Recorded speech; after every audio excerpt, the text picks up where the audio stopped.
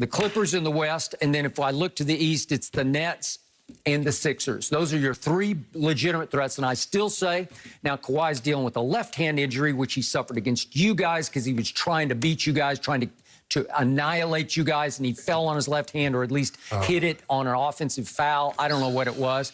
So now he's got an issue. Ibaka is said to be coming back. If he can come back full force, or to your point, 90-some%, then you are going to be eliminated by the Clippers somewhere along the trail. Yeah, y'all might get eliminated before y'all even see us. Okay, so here's the problem.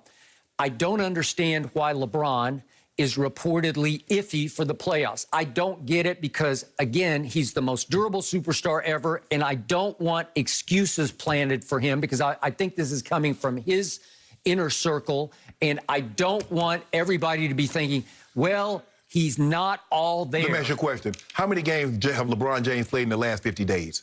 50? Yeah, he's played 2. Okay. So you think that's an accident? So you think LeBron was just resting for the past 50 days? There was nothing absolutely wrong. He's 100% healthy. What does Shannon Sharp always, what has he taught me? The Hall of Famer Shannon Sharp. If you step onto the floor to play or step onto the field to play, you play. There are no more excuses. And guess what he did? He stepped on the court for 2 games, and he wasn't himself, and he stepped off the court, and you still criticized him for that. I'm wondering where he is when his team needs him to save it from the play-in that he despises. You just told me that Shannon Sharp told you if you step on the court, you play. Okay. Now, you expect to play at a level. He couldn't play at that level. He stepped off the court, and you still criticized him. Well, last week he said, I'll never, ever be 100% the rest of my career. And even Shannon Sharp said, he's just laying it on a little thick there. He's exaggerating. Now, I believe, meaning that he won't be 100% the rest of this year. I absolutely 100% believe that. It's hard to get healthy if you play a professional sport and then you got to come back. Okay, I'm healed up, but you go right back to running, jumping, cutting, planting on that ankle. And that's what they're asking LeBron. Skip, his whole thing, he's not a KD that spends a lot of his time catching and shooting, 1-2 dribble, and pulling up. That's not what he does. LeBron's going to have to be able to bend the corner. He's going to have to be able to turn the corner, get to the rim. That's where he's most explosive because if you stay off him, he'll shoot the 3. But now, hopefully he comes back because I believe they're going to dare him to shoot the 3 because, Skip, I don't want him to go past me. So, well, I dare him shoot the 3 myself because he's 37%. He's not even in the top 100 3-point. That's all right. All I know is that they dared him last year, and he was 28, 11, and 8. That's what we did for the entirety of the playoffs. So do it again. Yet, when you were in the bubble, in the playoffs last year, who was the MVP of the bubble? Not the finals. LeBron won MVP, I'll give you that. But who was the playoff MVP for the Los Angeles Lakers? The unsung MVP was Rondo, who's now a Clipper. Oh, my goodness. So why did he do that last night then? Wait a second. They're not playing him enough minutes. They're saving him for when it really counts. They're saving him. Yes, they are. He's an older player. But the point is, who was your biggest, best player through the whole stretch run of the playoffs? It was Anthony Davis. Who hit the shot to win Game 2 against Denver? It was Anthony Davis, not LeBron James. Anthony Davis. So while I've called LeBron the most durable superstar, I call Anthony just the opposite. Because when he came to the Lakers, we kept talking about it. Even you acknowledged when he was a Pelican, he had a long injury. It was one thing after another, after another, after another. They were all kind of like nicks and knacks, but they were injuries. He had a bunch of them. So if we could see a soundbite that I saw last night on the local sports spectrum, the Lakers station here in Los Angeles, from your man Caruso, who I thought outplayed CP3 last night. He did. He laid it on him. Could we see what Alex Caruso said about Anthony Davis after the game?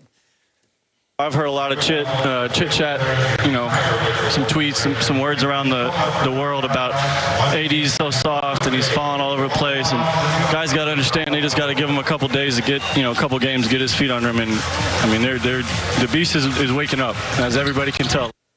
The beast is waking up. You had it right. You didn't have to say the latter part. You had it right. They've been talking a lot of ish about AD. Okay. You too. Okay. I have, because I see what my eyes see, and my eyes tell me he's fragile. Because we didn't have a show this past Friday, so we weren't able to talk about what the Clippers did to the Lakers. But Anthony, look at what happened. Can we see the first two plays against the Clippers where he backs up into the scores table and tweaks his ankle? I'm like, what are you doing? Like, whoops. Yeah. There's a scores table back there. Right. Did he forget about it? Maybe he hasn't played enough. He forgot there was a scores table. I don't know. And then here we go, and he goes down here. This is late first quarter. They kicked him. Morris kicked his leg out from under him. Skip, look at this. You see that? You see that? Okay. That's the Reggie Miller. They outlawed that. And he stayed down, and then he went down under the basket a little bit later. And I'm saying, at first I thought, because Vogel ran onto the floor to check him out, and I thought maybe he'd torn his Achilles. I'm knocking on wood. I hate to even say that. But it just seemed like something had gone really wrong. And then he goes to the locker room, and he does not return. No. And guess what they announce? Back spasms? So I'm thinking it could be the ankle. Reggie Miller saying on TNT, looks like he tweaked his ankle again. I'm thinking, please no Achilles, because I don't want to see him gone for the rest of the year. That would be unfair. Skip, if you remember, sometimes these guys forget. You remember how Steph hurt his butt? Steph shot a three-pointer and backed all the way into the stands and fell on one of the corners of the steps and hurt his butt and was out for 3 or 4 games. Okay. I mean, what, 6 or 7 games? So sometimes, Skip, you just back it up and you forget. The next thing you know, you stumble over something. Okay. But if AD is healthy, AD is going to have to play between 38 and 41 minutes a night. That's what he's going to have to give. And then let's sum this up with what I saw last night with 3:30 left in the game. Check this out. Here's AD again with 3:30 left, and he tweaks his calf again. He's like limping up the floor holding his calf, and I'm thinking he did it again. He did it again. Look at this. Cramp. Or is it a hamstring? Cramp. Is it a cramp? It could have been a cramp. Skip, that 40, Skip, that. I mean, that looked like a cramp. I agree. At first, I thought he'd done his calf again, strained it again. When was the last time we've seen AD play this many minutes, Skip? You got to realize AD played 41 minutes last night. 39 at Portland, 41 last night. Yeah, that's a lot of minutes. So to his credit, he came off back spasms on Thursday night and turned right around on Friday night and shocked me, number one, that he even played in the game. That showed me some guts.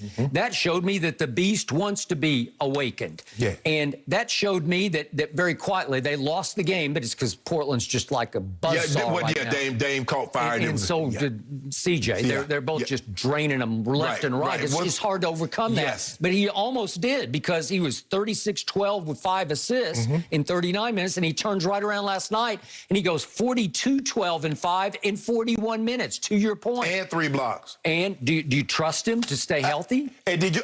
I know you're going to talk about old Drum, but did you see those 7 boards? He had 10 rebounds. Who said I was going to talk about him? I haven't brought him up yet. No, you want to talk about the big penguin, Kareem Abdul-Drummond. Yeah. But did you see?